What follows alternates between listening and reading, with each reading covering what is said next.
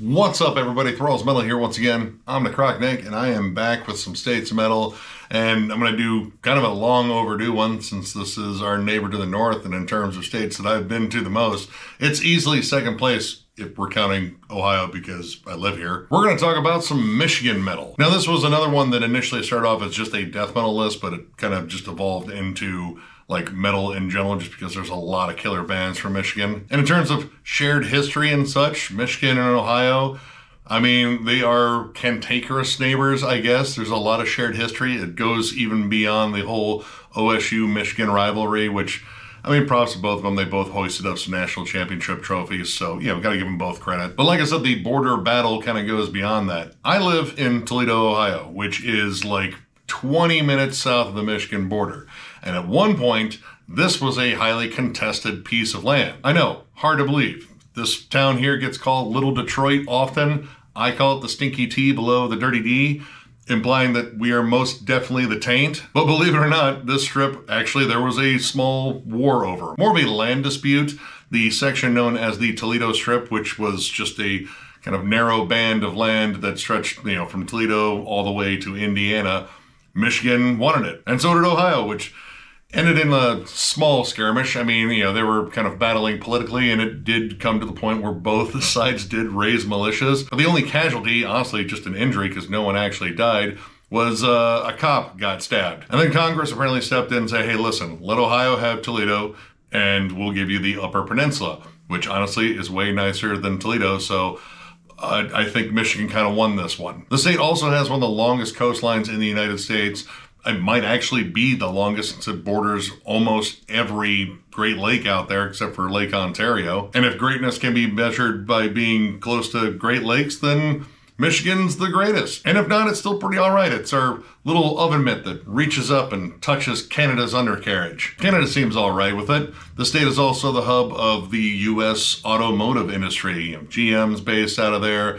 Been a little bit up and down. If you're in Detroit, might be a little bit up. And if you're in Flint, it might still be down. The state has a floating post office, which I think is pretty cool. It's essentially a tugboat that delivers to all these ships in the shipping yard and just gives them their mail. I don't know, I thought that was kind of cool. Honestly, one of my earliest experiences in Michigan was going to summer camp up there.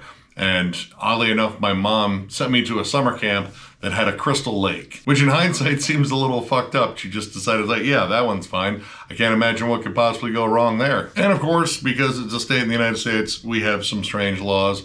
Apparently, it is illegal to ride on a train while drunk, which, I don't know, like, I've been on trains, like Amtrak trains, and they serve you liquor, and you can get drunk. Don't really recommend it, especially when you have to pee, because you sway back and forth as you're trying to do it, which you'll probably do that anyway, but when you're drunk, it becomes a little bit more difficult. These next two are kind of intertwined and very confusing, especially when it comes down to like dating anyone in Michigan, and I don't know how much they uphold these laws. I really hope they don't, because this just sounds like a fucking trap. Apparently, committing adultery without permission is a felony.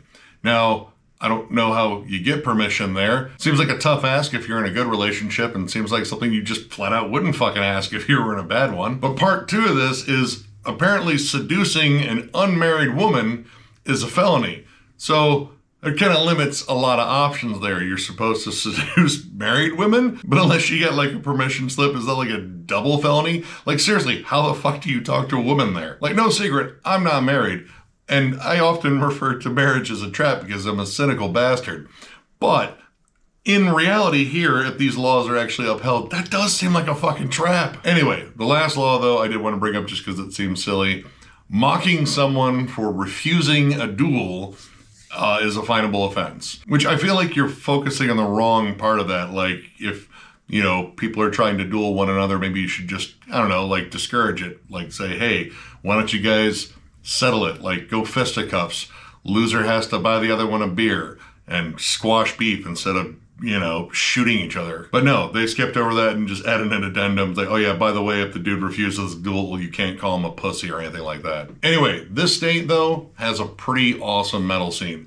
A lot of variety in this one. Again, initially I was focused more on death metal, but again, there's a ton of bands there and they kind of span a lot of different genres, and I definitely wanted to kind of cover as much as possible. And Admittedly, I'm definitely leaving some out just because I didn't have room for all the killer bands from Michigan. But I'll probably try to name drop some of them at least as I go. But we're going to kick this one off with a pretty obvious one. We just ranked this band, the Black Dahlia Murder, and their second album, Miasma. My personal favorite Black Dahlia Murder album. This band was large in part in terms of like getting me back into more extreme metal. I kind of abandoned it for a while. Went down the new metal path and then kind of became more of a metalcore fan, and then I heard this band and then saw them live, in fact, 3 times on this album. And they absolutely blew me away. I wanted to hear blast beats again. I wanted to hear the vicious chugging, guttural roars and all that.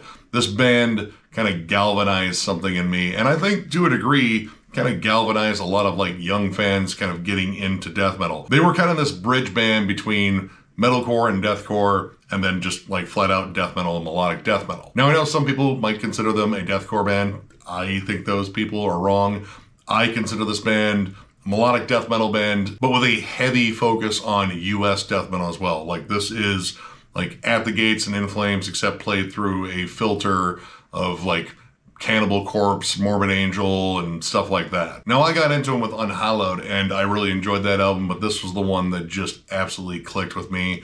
Vulgar Picture. As I said in the ranking, that has been my ringtone on my phone for the last 15 years. Everything they did on that first one, they just ended up doing better in here. The songs are faster, more vibrant, the riffs are catchier.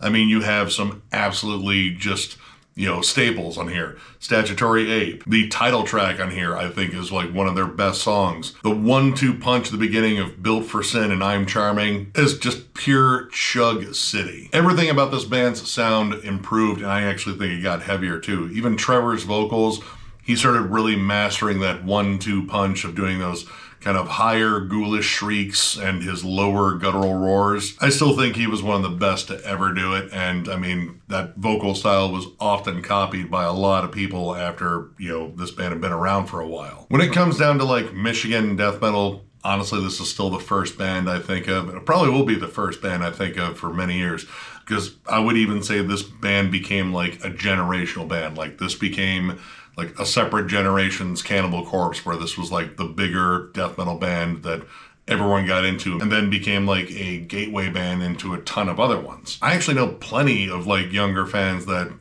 this was their big gateway into death metal, and then after Black Dahlia Murder, they started getting into like Nile and Dying Fetus and a bunch of other killer shit. But yeah, this album is just packed with absolute bangers. Flies, Novelty Crosses, I even like Dave Goes to Hollywood. All these songs are packed with like killer melodies, really good guitar harmonies, tons of blast beats, lots of crunchy breakdowns. Yeah, this album is just flat out awesome, and it's, again, still my favorite Black Dahlia Murder album, which that was a tough discography to rank because this band's pretty damn consistent. But yeah, if you've never heard this or checked out Black Dahlia Murder for whatever reason, I kind of feel like it's kind of hard to avoid them, but strongly recommend this one. And once again, Trevor Forever, we still miss you. And yeah, just check out some Black Dahlia Murder because I think this is fine representation for the state of Michigan in terms of metal right here. Repulsion Horrified. Might have telegraphed this one. Anyway, this is the lone full length from this Flint grindcore act, pretty much legends of the scene, and I would say arguably the first grindcore band. Now, this album came out in 1989, again, after like Napalm Death Scum and, Carcass's Recaputrefaction. But this album was delayed. It was done years before that, and it should have come out around 86 or 87, I believe. And in terms of like the raw form of this album, it had been circulating in the underground for a while, and it actually ended up influencing both Napalm Death and Carcass. So I would say that this album is one of the most important albums in extreme metal history because this laid the foundation for what would become one of my favorite subgenres with grindcore. And I would still say that this remains one of the most filthy, disgusting listens out there. This band's sound is grimier than Flint's tap water, but it's also tough enough to drink that shit. All these songs are absolutely feral, explosive, a lot of thrash and punk in there. The guitars absolutely snarl. The drum performance on here is like pretty much just an assault on the kit. Like dude flat out just destroyed his kit for this performance. At least that's what it sounds like. Scott Carlson's snarling bass and his awesome vocals. This just captures everything that grind's about in probably its most primal form. The songs are short, explosive, violent, a A lot of like thrash and death metal riffs essentially filtered through like punky angst and just contempt for everything around them, including possibly their own musical instruments. And I have to say, this band may or may not have inspired some band names, because you have songs like Acid Bath, The Lurking Fear, Black Breath, and 6 Feet Under. I don't know if that's where Barnes got it, but maybe. Anyway, every track in here is an absolute beast. Maggots in Your Coffin might still be my favorite, but God, man, dude, Driven to Insanity, dude, Festering Boils, there's a really cool, like, bass lead-in or bass solo on there. Not a lot of, like, solos at all, like, mostly it's just dive bombs squawking and yelling over blast beats. Just pretty much exactly what I want from grind anyway. But every now and then you get, like, some songs, like, a little bit more nuanced to kind of get away from the blast, the D beats. You get some good chuggy grooves every now and then. Slaughter the Innocent, Radiation Sickness. I fucking love that song. We already covered this band in our retro review. I don't think I could possibly glow this album up any more than I possibly did in that video. But I will say that if you've never checked out Repulsion, especially if you're a grind fan and you haven't checked them out, this is something you absolutely need to listen to. This is like a historical landmark in gross, filthy music. I think they've already said they'll probably never do another album, and you know what? I totally respect that, because you made one beast of an album that influenced the metal landscape in general. So yeah, just check out Repulsion. This album rules. Enough said. Hollow Earth, Dead Planet. This is the second album from this Detroit-based, let's see, sludge, doom, / metalcore act. It's kind of a blend of a lot of different things. I found this band by just, surfing around YouTube years ago, actually before we actually did the channel. And I heard the song Astral Dominion, which is one of the opening tracks on here, and I dug it. I decided to pick it up, and this album is kind of a mix, again, of all those different things. You have dense riffs, but it's more plotting and groove-laden. Like, you don't get blast beats. You don't get a lot of, like, more, like, metalcore-ish breakdowns. Honestly, a lot of the syncopation here, it still feels a little bit closer like sludge. The riffs are chuggy, but the tone definitely has like a sludge-like thickness to it. But you also still have like more hardcore / metalcore leaning vocals.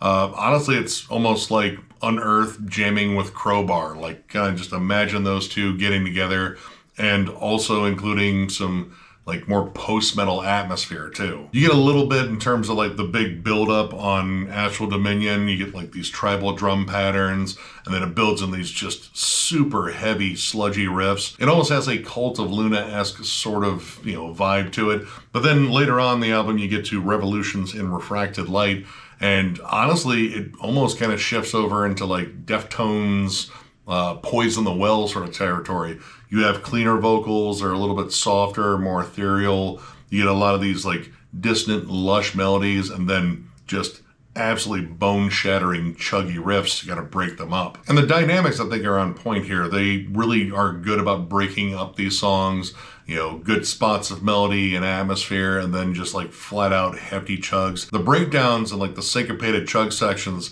they kind of have like a fun old-school metalcore bounce, like, kind of going back a little bit to like Snapcase and Earth Crisis and stuff like that. You get a bit of that on Setting Teeth and Of Steel and Stone, and even a little bit on The Arbinger of Existence, which has like a little bit of proggy flair to it. Some really cool, like, lush melodies on there, but they're a little bit more intricate. They're not just there for atmosphere. They're kind of showing off like a little bit more like in the way of like intricacy in terms of the songwriting and the shifts. Rhythmically, I love this album. Lots of cool tribal patterns. The production here is excellent. I love the sound of the drums. They just have this big, fat sound. And those big drums give the breakdowns like a good extra heft to them.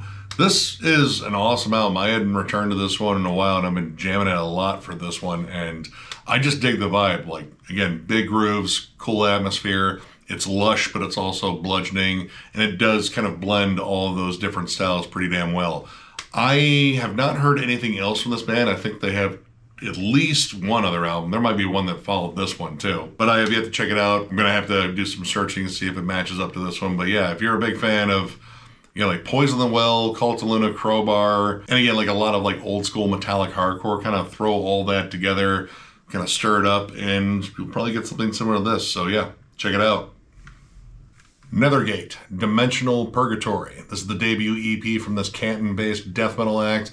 I got into this band because they impressed the shit out of me live years ago. I can't remember what show it was. I do remember it was the Sanctuary. They were the opening band, and they just pretty much stormed on stage with blast beats, chuggy riffs, and a lot of fierce Morbid Angel energy, and that generally can kind of win me over. I ended up buying the CD not too long after that. I think I bought it from their frontman slash bassist Matt, and I believe they played pretty much everything off of this EP as their entire set, which they do have a second EP, Necro Oasis, which is also awesome, but I went with this one because this is where I became a fan. This band kind of walks a line between like more modern death metal and like old school death metal. It's riff centric as hell, it's chuggy, it's menacing sounding. Basically, it covers a wide swath of death metal that I like Fear the Spear, a lot of like melodeath in there too, like almost kind of similar to Black Dahlia Murder. In fact, Matt's vocals constantly flip between like a mid-range scream and a low roar. But you also get like a lot more technical play. Their drummer Kyle, I think, is an absolute beast. Lots of cool blast beats and turnovers.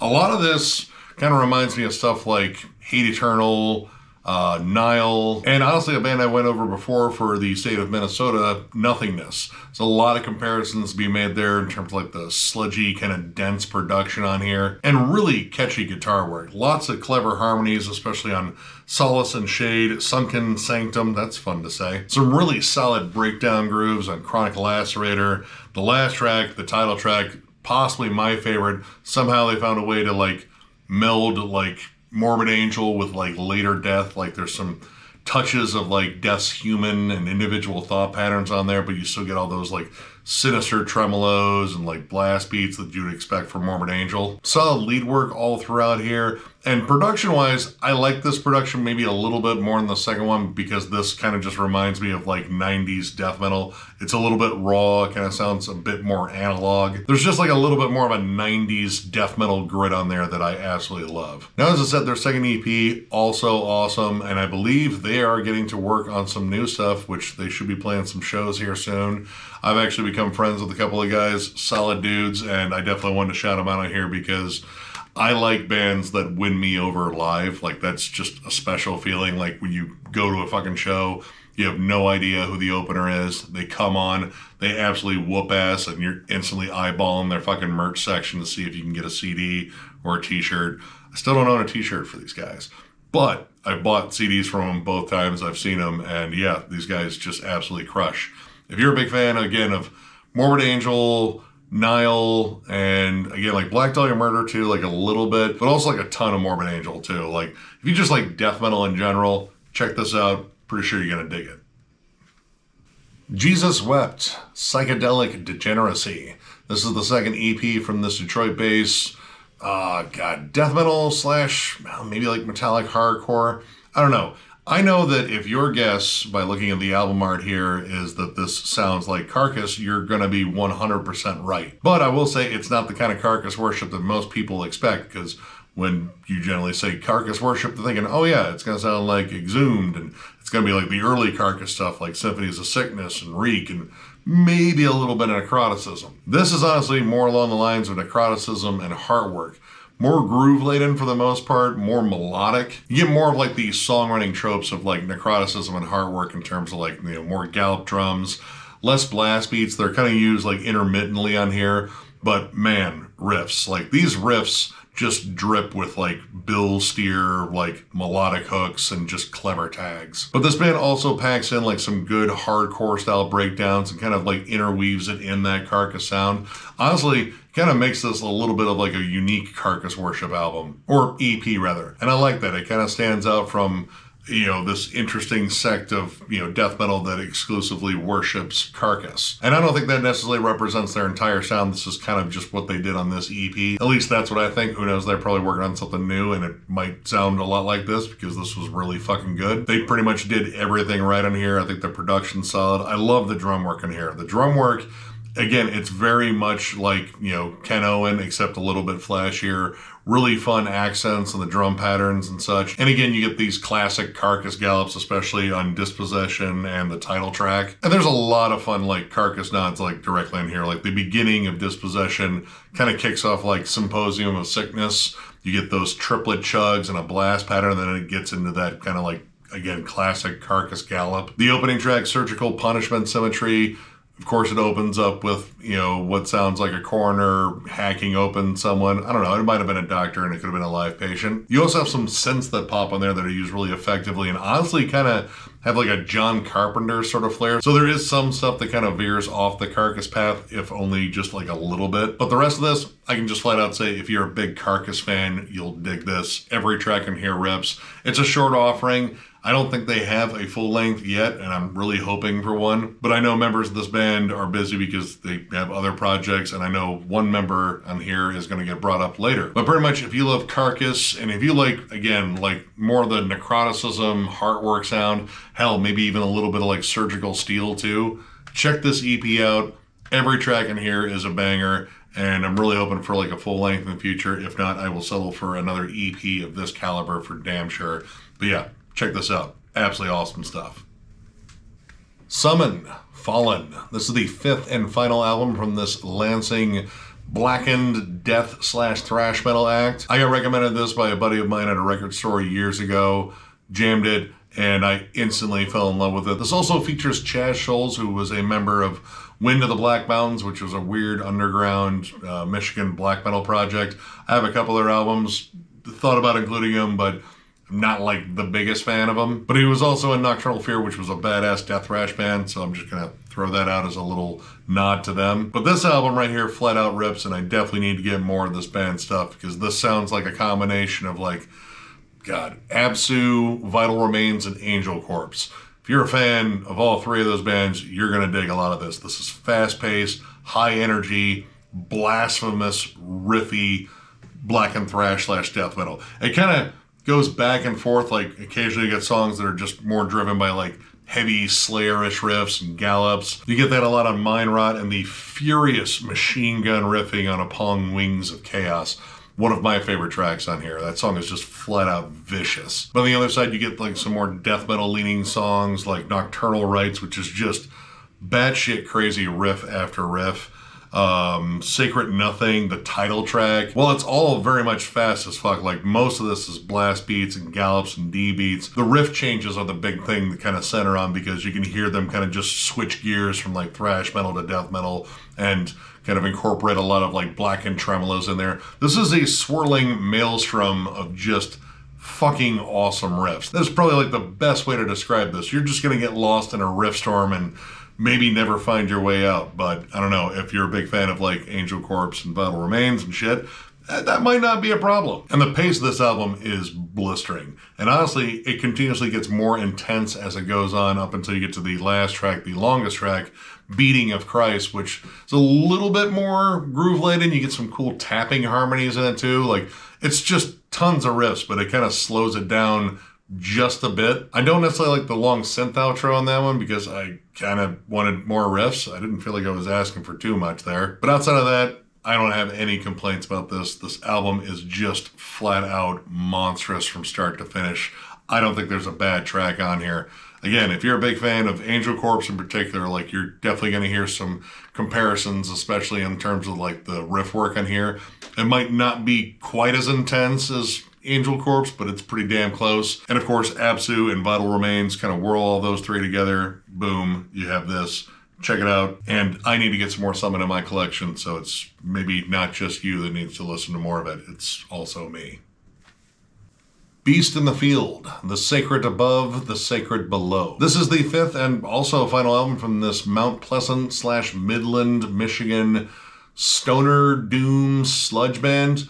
This is another one that I was recommended by a buddy of mine who worked in a record shop. They got a lot of stuff from Michigan, and he's like, hey, do you like sleep? Do you like sludge metal in general? Like, yeah, I like all those things. So he told me to check this one out, and man, this thing is just disgusting. First off, production is super raw. The bass and guitars are this crackling kind of muddy sound, but honestly, it kind of works. Like, imagine the most raw sounding Pelican, because this is all instrumental, and you'd be pretty damn close to this. This is built on riffs, atmosphere, a lot of big, lumbering, droning, heavy songs, but also some more like stoner metal atmosphere every now and then to kind of like let off the just absolute disgusting levels of heft that are on here, because when these guitars are going, they are just flat out disgusting. The sound is thick. It's thick and it's kind of oddly damp in a way. It does what a lot of stoner doom and stoner metal does, like in terms of like just the style itself, like a lot of like riffy jam sessions that kind of turn into songs. At least that's kind of how I feel about like stoner metal in general. Like they're jam sessions and they kind of just work them into like, you know, more elaborate songs.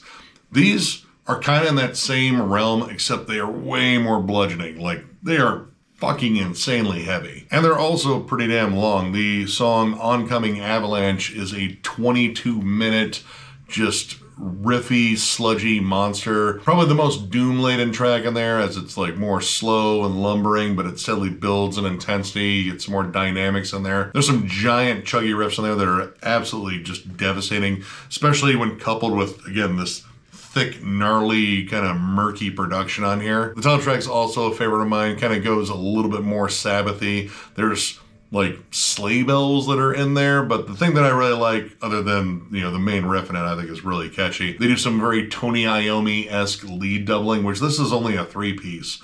And my God, if there was another guitarist in there, I think it might have been too heavy. But when they're not just beating your head in with just the pure heft of their sound, there's a lot of like these almost kind of like post-metal meditative sections with tribal drums and such. This is a really wild listen, and they have a number of albums. I own most of them, but this was the first one I got into, and it made me check out more of their stuff. Now, I believe this band is defunct, and I don't know how easy these are to find, because these were on a very small record label that I can't even really make out on here. But I urge you to check this band out. If you like Monolord, Sleep, Pelican, maybe like Russian Circles at their heaviest, and I don't know, like just over the top sludge, like, you know, bands that just kind of push the limits sonically, like Weed Eater. Like this is almost all like Dixie's bass tone, except with heavier guitars maybe. I don't know. Just check this album out. It's pretty fucking nasty. Cloud Rat Pollinator. This is the third album from this Mount Pleasant grindcore act. I actually went over this album forever ago when we were still doing stuff for Screaming Toilet, and honestly it became one of my favorite things that they sent me. This band played at MDF in 2022. Sadly, I missed them, especially after reviewing their last album, Threshold, which was an absolute banger. The Edison lot was way too loaded for me to abandon it, so I just stuck it out there while they probably just tore up the soundstage. But this is where I got into this band, and honestly, I'd say like in terms of like newer grindcore acts, this has become one of my favorites. This band packs all the fury of like, you know, classic grindcore acts like, you know, Napalm Death, Nawesome, stuff like that, but also inject a lot of like post-hardcore atmosphere and like a converge like sort of energy to it where everything is just kind of unhinged and chaotic. The drum work on here, especially very comparable to Converge, you know, a lot of like just rapid fire fills, blast beats, a lot of D beats, but man, this album, this band in general just packs like kind of a unique sort of just vibe to them. While everything feels very visceral, there's also a lot of stuff that feels just very desperate and anguished. Their frontwoman has an amazing delivery where she gasps, moans, growls. She pretty much does everything in her wheelhouse to convey a lot of just contempt, disillusion, pretty much a spectrum of negative emotions, I would say. Night Song in particular is one of my favorites on here. A lot of crusty D beats, a lot of punk energy, and Madison, the frontwoman, her vocal performance on that is probably one of the most haunting on the album. It sounds like she's shrieking at the bottom of a well at certain points, like some feral fucking creature or, I don't know, desperately injured person at the bottom of a well. Take your pick. The production's very gritty, very raw, but again, like very natural sounding. It's well mixed and separated. And there's a lot of like dissonance on here in terms of atmosphere. And the atmosphere will occasionally even include synths, which I didn't have a problem with. Seven Heads and All D La. Both of those have like some synth passages on there that kind of add a layer of, you know, like,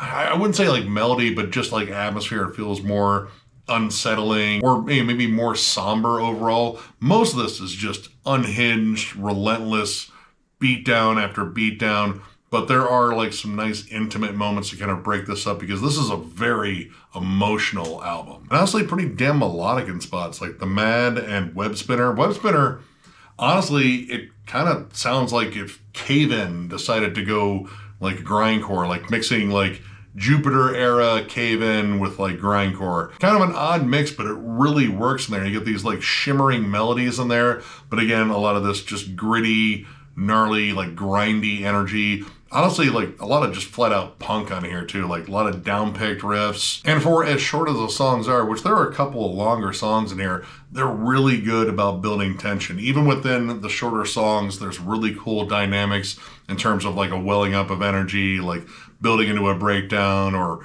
one last grindy fit towards the end of the song. Really doesn't matter. This is an absolutely awesome album. I don't know, like Threshold might be a bit better, but this is where, again, I got into them and I absolutely just fell in love with this album. I jammed the shit out of it. The only reason I think I stopped is when Threshold came out and I jammed that one even more. But yeah, this band is absolutely amazing. If you're a big fan, again, of, I would say like Converge is kind of the big one, but again, definitely a lot of like Nawesome, Gadgets, a little bit of Rotten Sound, albeit without like the HM2 guitars. You know, some Napalm Death and Terrorizer too. Check this out. Just really killer grind with some really interesting different seasonings kind of put in there to make it stand out a little bit more. Good stuff. The Glorious Dead, Cemetery Paths. This is the second album from this Traverse City-based death metal act. Features the one and only Marty Worm from Heavy Metallurgy. He actually was kind enough in a very, very drunk stream to send me a copy of their first album, Into Lifeless Tombs. We bonded over our love of more than likely metal bands and dumb movies. And he was like, you know what? I'm going to send you something. He sent me their first album. I was like, dude, this is really fucking sick. And Marty having like a very like wide musical palette, I really wasn't sure what to expect. I mean, he loves stuff like Skinny Puppy. He loves classic heavy metal, you know, like kind of all across the board. And when he sent me something that was just some absolutely ferocious old school death metal, I was like, dude, fuck yes. So when I saw they were coming out with a second album, naturally I reviewed it, and this album ended up being a year ender for me in 2023. This is just kind of baseline like everything I like about like 90s death metal. Chuggy, riffy, lots of cool blast beat patterns, but it's not meat and potatoes. And I would say it also explores like a wide swath of death metal sound. Like there's songs in here that, of course, you know, just reek of Morbid Angel. They're technical, they're blasty, lots of intricate riff changes, nasty, dry vocals that kind of sound like Steve Tucker, and riff work that kind of explores both like the brutality of death metal and those like more sinister, just kind of dark melodies that, you know, once again make death metal sound pretty damn awesome. As well as Morbid Angel, I'd say there's definitely a little bit of like Immolation on here, maybe Monstrosity as well.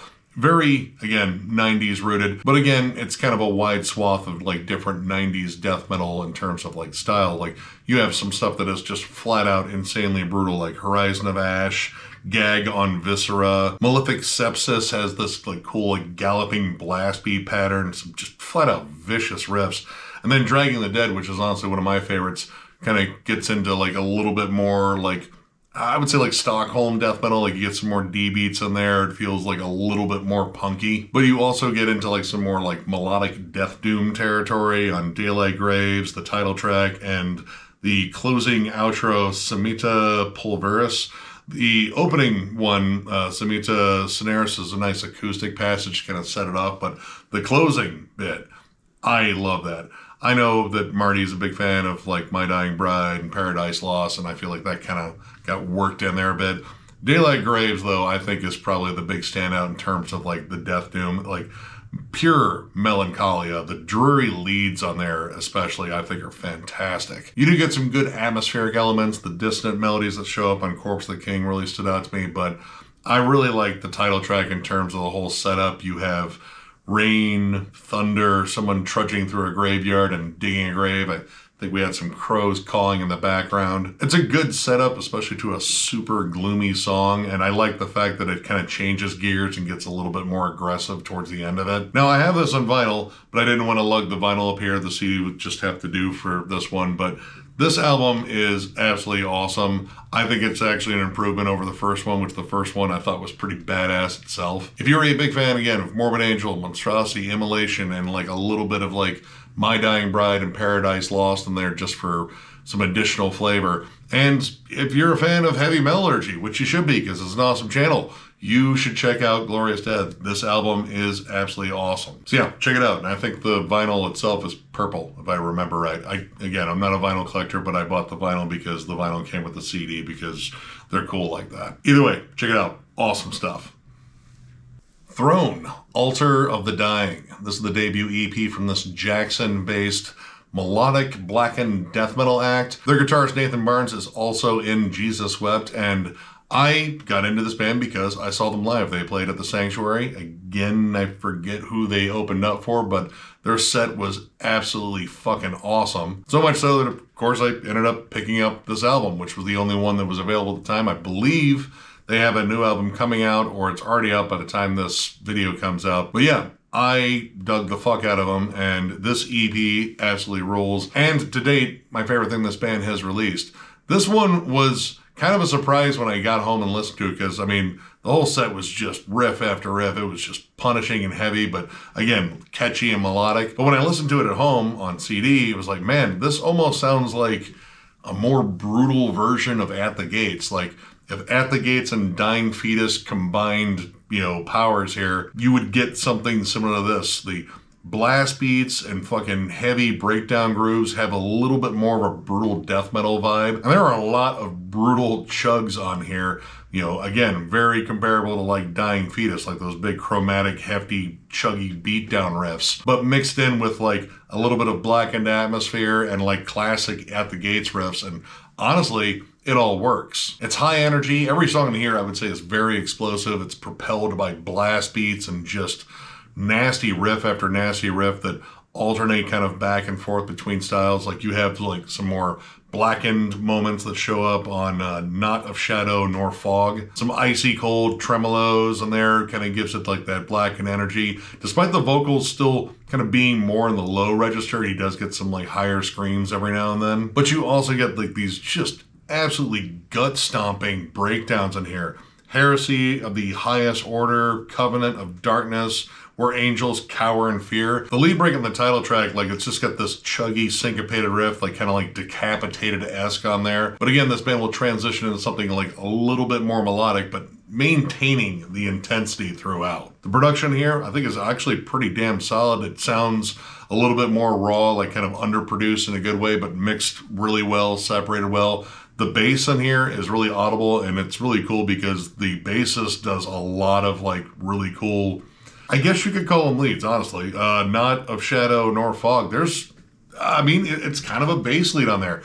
And if I remember right, this dude was wearing like a hood or a shroud, and man, he had like some wild fucking bass rig. It was hella impressive. Now, as the recording of this video, they have one other EP out, Pestilent Dawn, which we went over, and that was pretty decent. There's a new album that's coming out, or by the time you see this video is out, we might actually cover that if we have time. But yeah, this is an absolutely awesome band. If you're a big fan, again, of like brutal death metal and like melodic black metal, melodic death metal, kind of all rolled together, like there's some stuff in here that kind of reminds me of like, Behemoth's more death metal era, and I would even say like Belphegor to a degree. But again, I get a lot of like At the Gates meets Dying Fetus, which that's a pretty fucking solid combo right there. So yeah, if any of that sounds good to you, check this one out.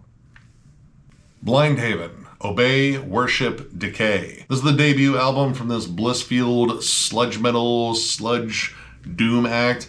I've seen this band multiple times here in Toledo. They played Frankie's numerous times. And I was actually going over their Bandcamp and trying to see if I could get some more CDs because revisiting this was a lot of fun. Apparently CDs are kind of rare for this band. So if you actually do find Blind Haven CDs, bravo. But this is just some slow, lumbering, lethargic, filthy sludge metal that sounds like it crawled out of a swamp in NOLA. It is absolutely gross. Bending, lurching riffs. The guitar tone is kind of crackly and sizzly. For the most part, these songs are slow, very labored, kind of monotonous builds. The opening track, A Lesson in Depression, takes its time. It wants you to feel the depression before the riffs really just beat you down. Slow, monotonous drums, gravelly, kind of groaned vocals that occasionally get a little bit more harsh. In fact, the opening of Tears of Grief kicks down the door with blast beats. One of the few moments on this album that it does kind of, calls back to a band like Soylent Green, kind of blending a little bit of grind with sludge metal. But there's a lot of interesting shifts in here. In fact, the end of that song, the riff almost kind of sounds like the Ted Nugent Stranglehold riff, which I love that riff. Ted Nugent's kind of a giant douche, but whatever. Burning Ritual has like a little bit more of an up-tempo, kind of like Sabbath swing, like there's a little bit more like stoner metal warmth up until you get down to a giant, like soul-crushing doom metal breakdown. Actually kind of bordering on death doom. Like the vocals in here get pretty damn harsh at points. And there's a little bit of death metal heaviness to this at times too. For the most part though, I would like compare this to bands like I Hate God, a little bit like Forming the Void, 7 Foot Spleen, if anyone remembers that band at all. Kind of similar. And Weed Eater. There's definitely some Weed Eater vibes on here as well. But I like the fact that while this is like slow and monotonous and definitely relies on a lot of the big single chord open chugs and these big open spaces of just droning heaviness, they do break it up pretty well and kind of like keep the album interesting. But I'm a sucker for like descending doomy riffs, and Corruption by Consumption, I don't know, might be my favorite track in here just because it's just absolutely cripplingly heavy. Like that's where the depression really hits. If John was here, I'd be making an Artex joke right now and he'd be going, man, why you gonna keep doing that? And my answer would be because I'm a horrible person. But yeah, if you're a big fan of just like slow, monotonous doom and sludge, again, like I Hate God, Ape Vermin, if anyone's ever heard of that band, I strongly recommend checking them out. Very similar to this. And again, like a little bit of like just straight up like kind of like droney doom metal, like maybe like Monolord a bit. Check this album out. I don't know if you're gonna be able to find CDs. Who knows? You might. But either way, just jam them somehow. I'm pretty sure they're on Spotify. But yeah, just check out this band. Trust me. Temple of Void, The World That Was. This is the third album from this Detroit-based death doom act. Came out in 2020, the year that was not. And this actually shares a member with the last band I'll go over, but this band kind of came out of nowhere for me. I got into them with their second album, Lords of Death. I heard a lot of people talking about it. I checked it out, and it was absolutely gross, pummeling, very atmospheric, but just bludgeoning death doom. After becoming a fan of that one, I was super excited for the follow-up, especially when they started announcing it. And this one, I still think is probably their best album. This takes their bludgeoning sound and adds even more atmosphere. This one's almost hypnotic at points, but loses nothing in the way of heft. The vocals for this band are some of the deepest, gnarliest gurgles I think I've heard in death doom. Very similar to Hooded Menace vocally, and I would say musically to a degree, there's a little bit more variety. Like this band is not as monotonous as Hooded Menace was, at least in their earlier years. Lots of big, hefty, chuggy riffs and dissonant atmosphere and big swells of like open space with cleaner passages of haunting melodies giving way to just the most disgusting of hefty chugs. Production here, I think, is absolutely fantastic. This sounds so damn heavy, but everything is very crisp and clear, but it's still very murky and just kind of like ominous overall. While this still delivers big, heavy, punishing riffs, I think this one explores a lot more in the way of atmosphere. Like, you have just the absolutely disgustingly heavy songs like A Beast Among Us, Casket of Shame, Self-Schism is definitely a favorite of mine. The riffs bend and lurch. They feel like they're kind of like clawing their way out of the grave. But again, there's definitely a push for more melody on here, but it's not melody like in the sense of like, hey, let's make this catchy and approachable. No, they kind of just said, hey, let's, add some sad harmonies, like some peaceful death doom to it. Leave the Light Behind in particular is probably one of the most dreary songs, but it's very tuneful. Like it's got these good catchy harmonies to it, despite the just gnarly growling that's going on in there. It has this like just huge somber vibe. It's slow and plodding. It sounds bleak as hell, and honestly, it's one of the only ones that features clean vocals, which clean vocals aren't really a big thing with this band. But they're done really well. They're more like tuneful moans overall. And the added dynamics as far as like guitar work on here, the additional harmonies in here, they add, again, this just woeful sort of vibe with these just dreary harmonies. It sounds like the most depressing version of Iron Maiden ever. And while the songs are a bit longer, like most of them are kind of in like the 7-minute range, they make good use of the time in terms of like breaking up the songs and dynamics. There's good like ambient swells to break up like heavy chuggy riffs or cleaner sections.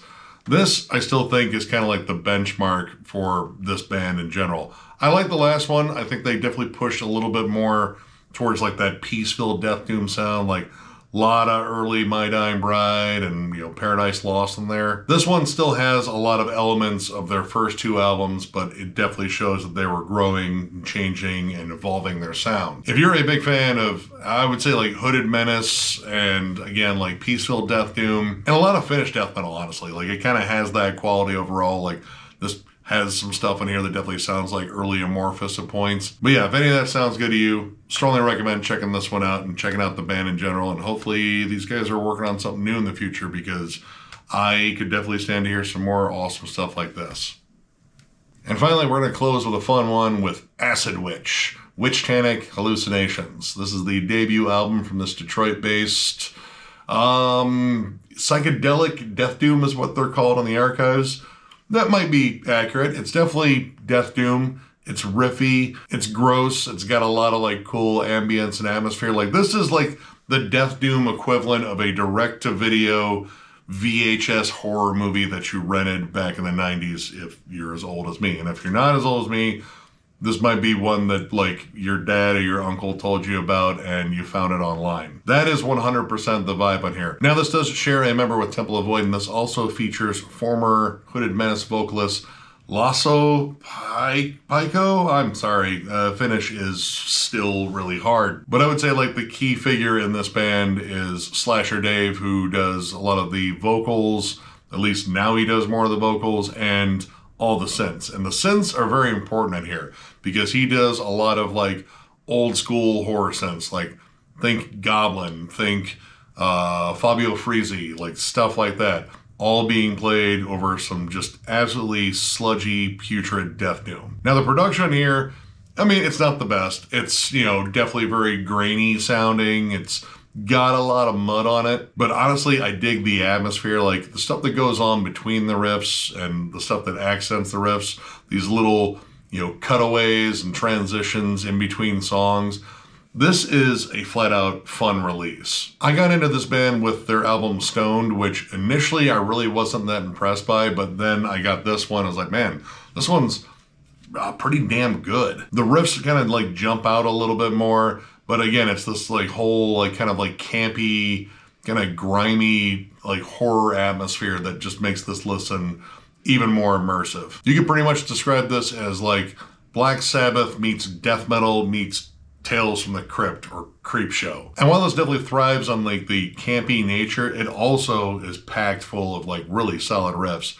Witchblood Cults, Rabid Werewitch, that's a werewolf witch in case you were curious. It's an interesting combination there. Cauldron Cave, and one of my personal favorites, and it might have something to do with the title because it's fucking hilarious, Witch's Tits. Pretty cold sounding track. No, but seriously, the lyrics for that one are pretty funny, and I actually wrote down some of them just for, well, shits and giggles, and tits in this case too. Warts for nips, lots of pus. Under these skin curtains, spiders breed. All right, first off, who the fuck cares if they're rhyming? And second off, that's just awesomely hilarious and way to commit to the theme. But yeah, this is just a pure fun release. The last track, October 31st, I don't know, could be my favorite on there. I like the 2 steps on it. It's all fun. It's all grimy. I know this band does Halloween shows, I believe at the Sanctuary. I have yet to catch one of their Halloween shows, but I hear they're a blast. I went over their last album too, and I thought it was pretty damn solid. Like, honestly, probably the first one I would say that was like really on par with the debut. Yeah, anyway, if you like death doom and grimy production and sizzly guitars and B-grade horror movies with just awesomely gross special effects and, Witch Tits, if you like those two, that might help. Check this album out. Again, kind of a bucket list band to see these guys in Detroit on Halloween or Devil's Night or whenever the fuck they play. They almost always play in October in Detroit because they should. But yeah, trust me, check this out. This was a lot of fun. And that will do it for Michigan. Again, there was a lot of bands that I didn't get a chance to go over just because this one was already kind of a long one. So yeah, Nocturnal Fears also want to check out. Convulsus too. Trust me, there's a bunch. Michigan is teaming with metal, and that's absolutely awesome. The more Midwest metal, the merrier. But yeah, if you enjoyed this video, give it a thumbs up, and if you are new to the channel, subscribe, because we do stuff like this all the time. We also have memberships. They were only 99 cents, and our lone perk is doing a members-only live stream, which we will be doing one probably sometime mid to late April, I think. As for what we'll talk about, who knows? Generally, they just kind of devolve into just like fun chit-chat, which we're always down for, but who knows? We might do some themed ones in the future. Anyway, memberships are the main way to support the channel now. We also still have our store, thrallsmetal.com, with our t-shirts and hats. That is linked down below. But if you would like to join this channel here and become a member and brag to your parents or whatever, there's a join button down there for you to smash, punch, flick, spit on, yell at. Dealer's choice. As long as it, clicks and says, hey, you joined, you did it right. And of course, thank you guys so much for liking, sharing, subscribing, commenting, all that stuff. This means the world to us that this channel has grown well beyond any expectations that I ever had. And we are looking forward to overloading you guys with a ton more content. Already working on a bunch of ideas for discussions, more collection updates, more reviews, more states of metal, actually. I got a couple that I'm kind of working on right now. Just, tons of content, because that's what we do here. But yeah, thank you guys so much again, and we will catch you later.